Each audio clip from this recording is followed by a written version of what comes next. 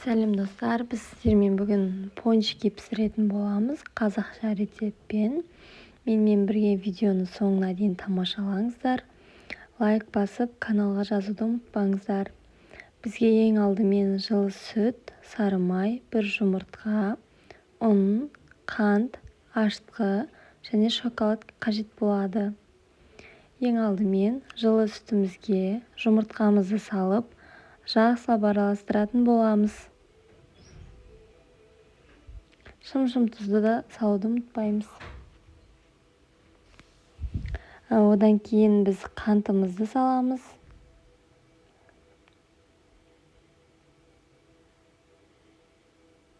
Ашытқымызды және де жұмыртқамызды салып араластыратын боламыз.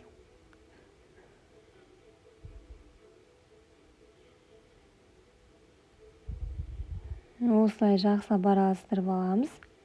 Сүт міндетті түрде жылы болуы қажет.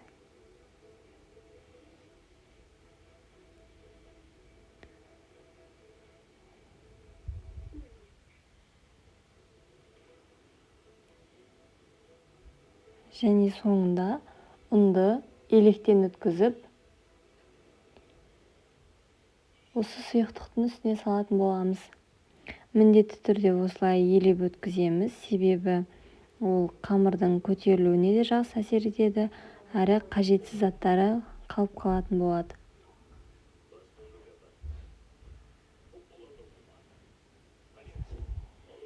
Енді осыдан біз қамыр илейтін боламыз.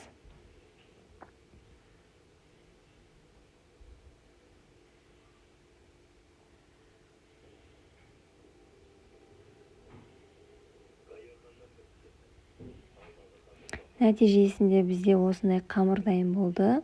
Бұл қамырды 1,5-2 сағатқа бетін жауып, жылы жерде қойып қоятын боламыз.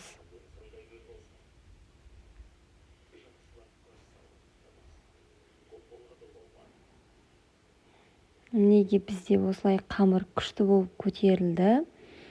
Яғни енді біз бұдан пончики әзірлейтін боламыз.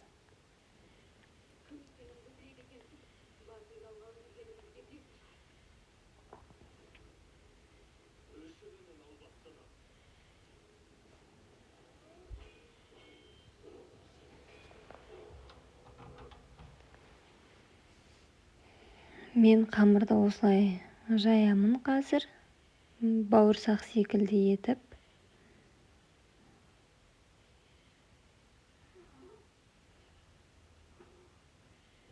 Қамыры прям керемет шыққан, жұмсақ болып.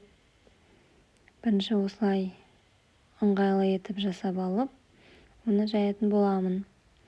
Мінекей мен осылай жайып алдым. Енді формаға салып кесетін боламын. Өздеріңізге ыңғайлы ыдыспен немесе затпен, арнайы да заттар бар, осылай дөңгелек қылып кесетін.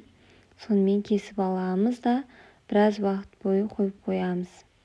Мінекей біраз уақыт тұрған соң осылай көтерілді қамырымыз. Енді ортасын осылай кесіп алып, қызып тұрған табада пісіретін боламыз.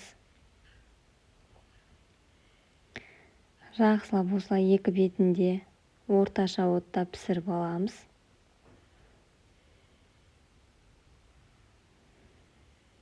Піскен пончикилерді біраз уақытқа қойып, үстіне ерітілген шоколадпен, яғни сары майды ертіп үстіне жағатын боламыз. Мінекей менде сары май мен шоколад. Осыны ертіп жақтым. Нәтижесінде бізде осындай керемет пончикилер дайын болды. Міндетті түрде жасап көріңіздер, ас болсын.